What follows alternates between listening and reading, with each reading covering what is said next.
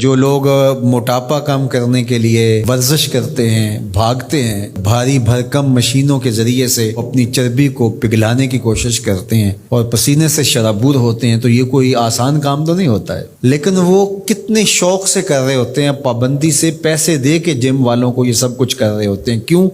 کہ انہیں پتہ ہے کہ جسم کی فاضل چربی جو ہے اور اضافی مادہ جات جو ہیں وہ ختم ہو رہے ہیں اور میرا جسم توانا، چست اور تندرست ہو رہا ہے، تو وہ اس سختی کو پیسے دے کر بھی گوارا کرتے ہیں۔ اور ہمیں اگر یہ محسوس ہو جائے کہ یہ لوگوں کے تلخ رویے، لوگوں کی باتیں اور یہ آنے والی تکلیفیں، یہ بیماریاں، یہ سب کچھ ہمارے گناہ گھٹاتی ہیں، تو ہم تو پیسے دے کے لوگوں کو کہیں کہ لوگ ہمیں تنگ کریں اور ہمارے گناہ مٹ جائیں۔ تو اس لیے وہ تو مہربانی ہے ان کی جو اذیت دیتے ہیں، تکلیف پہنچاتے ہیں، اس لیے کہ اس کے بدلے میں گناہ دھل رہے ہوتے ہیں اور اندر صاف ہو رہا ہوتا ہے۔ یہ کوئی میرا بتایا ہوا اور بیان کردہ فلسفہ نہیں ہے۔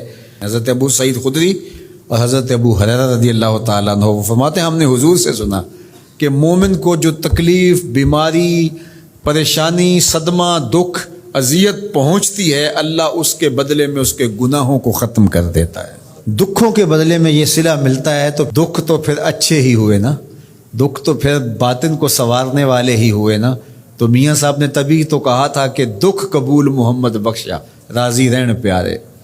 اگر اس کی رضا نصیب ہوتی ہے اور گناہ دھلتے ہیں تو پھر دکھ بھی قابل قبول ہے، اذیت بھی قابل قبول ہے۔ قال النبی صلی اللہ علیہ وآلہ وسلم من یرد اللہ بہ خیرا یصب منہ، اللہ جس شخص کی بھلائی کا ارادہ کرتا ہے اس کو مشکلوں میں، تکلیفوں میں مبتلا کر دیتا ہے۔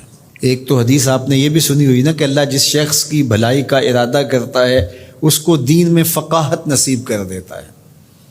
اور دوسری یہ روایت بھی صحیح بخاری کی ہے، اللہ جس شخص کی بھلائی کا ارادہ کرتا ہے اس کو تکلیفوں میں مبتلا کر دیتا ہے، دکھوں میں مبتلا کر دیتا ہے، اذیتوں میں مبتلا کر دیتا ہے، پریشانیاں اس کے اوپر نازل ہوتی ہیں، اذیتیں اس کے اوپر آتی ہیں۔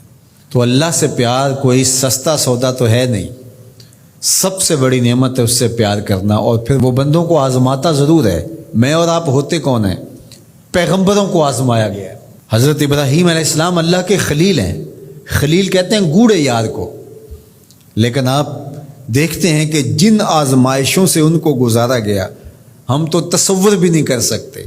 بیٹے کی گردن پہ چھری رکھ کے ذبح کرنے کا کہا، یہ الگ بات ہے کہ بعد میں وہاں دمبا رکھ دیا گیا، لیکن انہوں نے تو چھری پھیر دی تھی بیٹے کی گردن پہ۔ یہ کوئی آسان کام ہے؟ جلتی ہوئی آگ میں چھلانگ لگا دینا یہ کوئی تماشا لب بام ہے؟ لیکن کر گزرے نا۔ یاری تیری سونا پر ازمیشاں تیریاں اگ، سونا پرکھیا جاوندا ہے نال اگاں دے لگ۔ سونے کو پرکھنے کے لیے خالص ہے کہ نا خالص ہے، آگ میں ڈالا جاتا ہے۔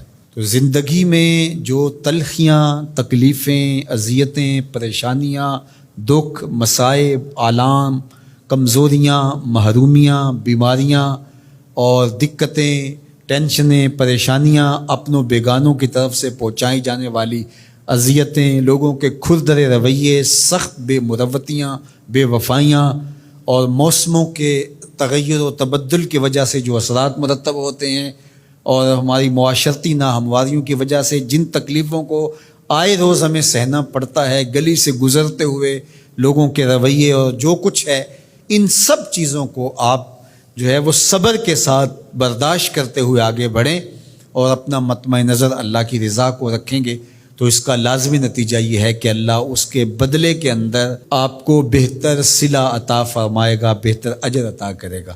لیکن اگر فرض کرو یہ ساری چیزیں آپ برداشت نہیں کریں گے تو آنے والی بیماریوں کو، پریشانیوں کو، موسم کی شدتوں کو آپ روک بھی نہیں پائیں گے، لیکن آپ جو ہے وہ مجموعہ اذیت بن جائیں گے۔ آپ ہر وقت اپنے آپ سے ہی تنگ رہیں گے اور اجر سے بھی محروم رہیں گے۔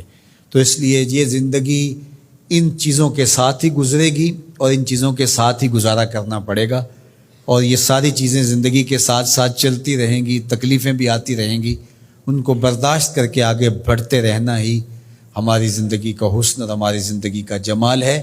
لَقَدْ خَلَقْنَا الْإِنسَانَ فِي قَبْضٍ، انسان کو پیدا ہی مشقت میں رہتا کیا گیا ہے، لیکن اس کے باوجود جب وہ ان ساری چیزوں کو اللہ کی رضا کے لیے گوارا کرتا ہے کہ کوئی بات نہیں، یہ سب کچھ میرے مالک کی طرف سے ہے اور یہ میری زندگی کے سسٹم کا حصہ ہے، اور وہ آگے بڑھتا چلا جاتا ہے، تو زندگی اس کے لیے آسان ہوتی چلی جاتی ہے۔ ورنہ زندگی اتنی تلخ کہ قدم نہیں اٹھایا جاتا، اور ہر وقت بندہ ان مصائب سے نکلنے نہیں پاتا۔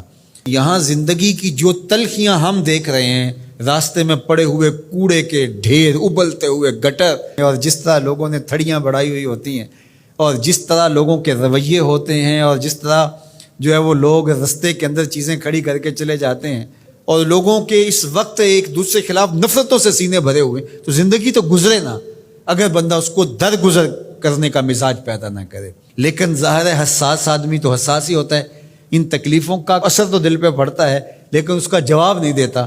تو جب جواب نہیں دیتا ہے تو میرے حضور نے کتنی خوبصورت بات فرمائی، اللہ اس ایک ایک آنے والی تکلیف کے بدلے میں اس کے گناہوں کو دھو ڈالتا ہے۔ گناہ بھی ہمارے تھوڑے نہیں ہیں، تو میں سمجھتا ہوں کہ جس طرح زندگی ہماری کٹ رہی ہے، گزر رہی ہے، میرے مالک نے ہماری معافی کے راستے بھی بڑے رکھے ہوئے ہیں۔